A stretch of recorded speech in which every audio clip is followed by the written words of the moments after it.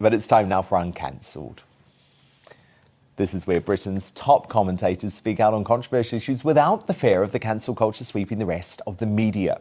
Aside from freedom-fighting journalists like Sky News Australia's Rita Panahi, the mainstream media down under have been pathetic, truly pathetic when it comes to challenging the chilling restrictions on Australians' civil liberty. We've been speaking about it here, though, but you don't see it on the media in Australia. So enter Rukshan Fernando, a wedding photographer who took one look at the madness around him and decided the world needed to know exactly what his countrymen are enduring. Rukshan does not have an agenda like many of us, including myself. This son of a liberal Sri Lankan migrant family accepted a brief quarantine when COVID first emerged and its threat level was unknown. It was when his beloved Melbourne, the most locked-down city in the world, began to increasingly resemble a police state, that a despairing Rukshan picked up his camera and attempted to galvanise his fellow Australians into action. Under the alias Real Raction, he has broadcast live streams of the explosive protests in Melbourne to his social media network of over 300,000 followers. Up to 2.3 million viewers, many of whom would have been left in the dark thanks to no-fly zones imposed over demonstrations, have watched in horror as he captured scenes of chaos, such as police chasing protesters on horseback and firing rubber bullets into crowds. Here's some of his most shocking footage.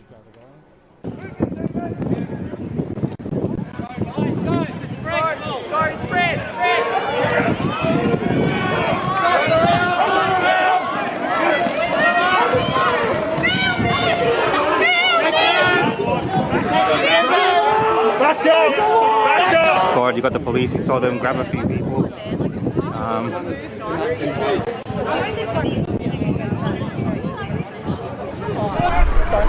go ahead of us.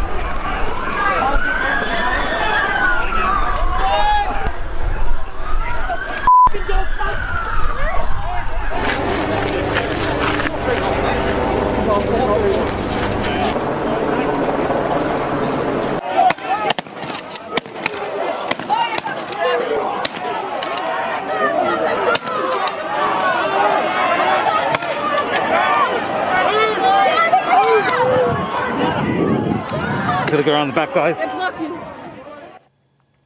Wow. Rukshan Fernando, I wanted to play that footage because it still shocks me to my core that I'm witnessing scenes in Australia, the great country, I thought a country that believed in freedom, doing this to its own citizens who don't believe that draconian lockdowns lasting months and months and months are the answer to the COVID crisis. And Rukshan, it's been fascinating for me to see your journey too, because you now have loads of COVID extremists attacking you. That's right, Dan. Thanks for having me on the show. Look, I mean, I've grown up in Australia my whole life, and the values that I've grown up with, I can't believe the scenes that I'm witnessing. And as you said in your intro, the media here has really failed to kind of show that side of the story and show what people in my country are going through, particularly in the state of Victoria. And to think that, myself as a wedding photographer who was, obviously working and then hit by these lockdowns, that I've had to go out there and capture these scenes and document that side of the story it just tells you everything you need to know about the media landscape here, who have pretty much just decided to become the mouthpiece for the government and, totally ignore some of the frustrations which we're seeing in the community who are faced with these, as you put it, very draconian measures that we would have thought we'd never see in a country such as Australia. And that last footage you just played was at the War Memorial, the Shrine of Remembrance. And it's a symbol of freedom in many ways. And to think that unarmed Australians are fleeing from the police who are firing rubber bullets and tear gas canisters at them is a shocking image that you would never think you would see in a country like Australia. But, I'm living it, and, the world is watching, and it's shocking in many ways. And Rukshan, why do you think the Australian media has been so compliant? Because here in the UK, I understand it because we have a regulator called Ofcom, and when the pandemic began, they essentially issued all of this guidance saying they would take it very, very seriously if broadcasters went against public health advice. But I thought Australia had a much more free media that wasn't subject to that sort of draconian state regulator. So why have the journalists been so pathetic and been so cowering? Yeah, you're right. Typically in Australia, you find the media, they're very happy to kind of go after the authorities on a broad range of issues. And I think what's happened here is they've just made this internal decision to kind of not show what is going on. I would go to one of these protests, I'd film it, and, there'd be thousands of people there. I'd come home and watch a nightly news, would say, there was, a few hundred, a riotous mob of a few hundred. And it's just a total disconnect. So a lot of the decisions, I think, are being made internally just to downplay what is happening on the streets. They might have decided that this might just, help in terms of pushing along our journey, our vaccine rollout, and all these kind of things that the government and the media are pushing very heavily on the other side of this. And tell me about the smear campaign against you, because I've been reading a lot of attacks on you, when actually you were a wedding photographer, you weren't a journalist, you had your own political views, but hello, I think that's still allowed in Australia, right? So why are they coming for you? Yeah, look, I think a lot of these left-wing journalists here, especially, and some of the state-run media here, they're a bit triggered that, someone like myself has gone out there and done some of the work that I think they're ashamed of not doing, and exposing these things and showing it to a broader audience who are, also tuning in and saying, wait, I haven't seen this. Like, why haven't we been showing these things? And I think that's where a lot of the attacks on myself come from. It's to discredit the work that I'm doing, and it's to show that, why would you listen to this person? He's just a wedding photographer. So, he's got some sort of other strange agenda here.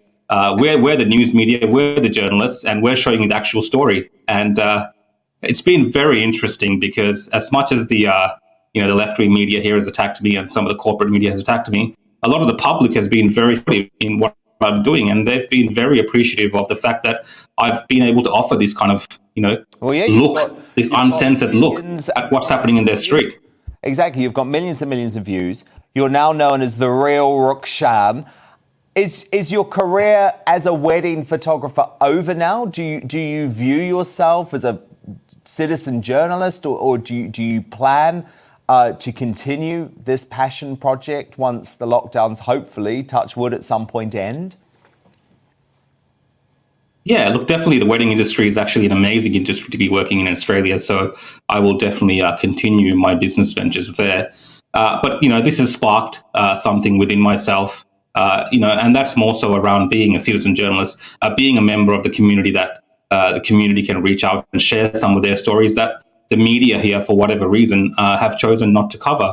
See, with everything that's going on with COVID, what we're facing today is going to go in, into the next few years. And the ramifications of some of the decisions that have been made by the government here, those stories still need to be told. And of course they do. Besides that, obviously, and definitely. And I want to cover other stories as well. And, I don't like focusing on this particular issue, but if you're living in Victoria, in Melbourne, like, COVID is the number one issue because it's affecting all aspects of our life every single day. Yeah.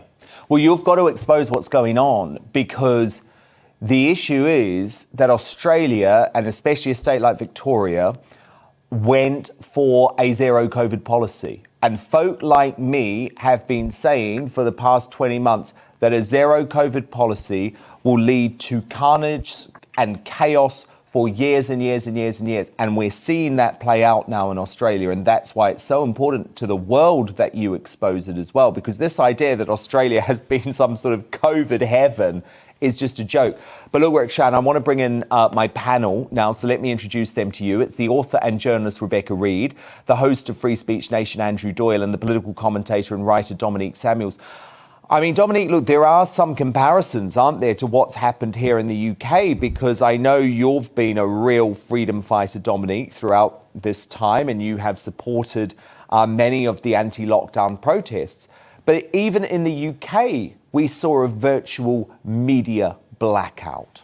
Yeah, it's really, really strange because it is a worldwide thing almost, where it seems that the media in these countries that are putting in place draconian lockdowns all seem to be singing from the same hymn sheet, and the media is supposed to hold those in power to account. It's supposed to ask the real pressing questions, and I think that's what I've found frustrating about the political situation here. All the media wants to ask is why not harder, why not faster lockdown, instead of are lockdowns the right thing to do in the first place? And I just wanted to ask, is this a sign of the times in terms of, you know, citizen journalists actually telling the stories that mainstream media doesn't seem to be telling? Will we see more people like yourself going out there and telling these stories? And, you know, does it sort of reflect the dire times we are in terms of the journalists that we have right now? I mean, not all are bad, obviously, but does seem to be a bit But of a a lot are. Yeah. Do you think so, Rukshan? Oh, look, I mean, it's crazy, right? Normally we'd watch, video footage coming out of some sort of, let's say North Korea, for instance, of something that's happened, and you see that on like the mobile phone footage. But now we're seeing these kind of live streams and mobile phone footage coming out from citizens in Western liberal democracies. And, you know, they're the ones that are sharing these stories to expose them to the world. The media in those countries, who are maybe, the fourth estate, holding these institutions like the government to account, are not doing this work. And it's come down to, citizen journalists like myself to expose these things. So I think it has been a turnabout in terms of the impact that, everyday citizen journalists are having during this time period. And you're seeing that across the world, because a lot of the footage that I'm seeing out of the UK, Britain, from France, wherever it is, Italy, it's all coming from mobile phones. And, there is a massive shift going on, I think, in the way that people are consuming media and, looking towards citizen journalists for a different take on things that are happening in their community. Becca Reid. With this kind of rise in sort of vigilante journalism, do you think there's any risk, given that previously journalists would usually need to have a qualification which involves legal training and then would be bound by specific press standards like IPSO?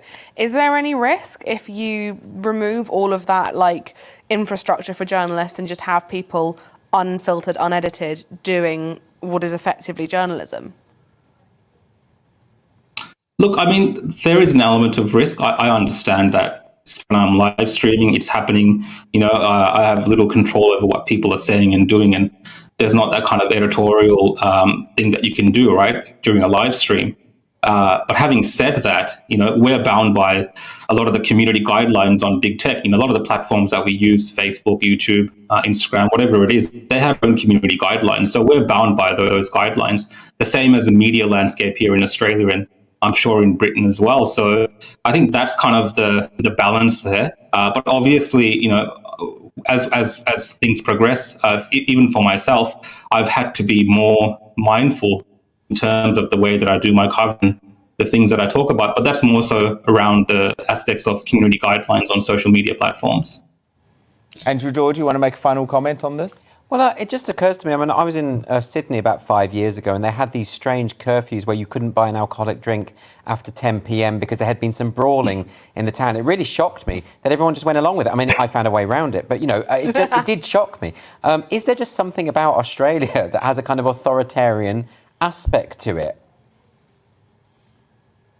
Yeah, look, I never thought so, actually. Like, I always thought that, we're kind of that free-spirited, this kind of larrikin spirit, right? We're up for anything and these things don't bother us. But I think when push comes to shove, it's kind of being shown that a lot of people are complying easily. And it's been very easy in many ways for the authorities to kind of stamp things out. So there is a bit of that, but I think...